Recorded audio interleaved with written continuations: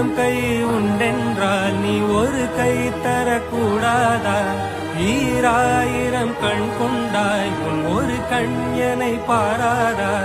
உன்னில் சரணடைந்தே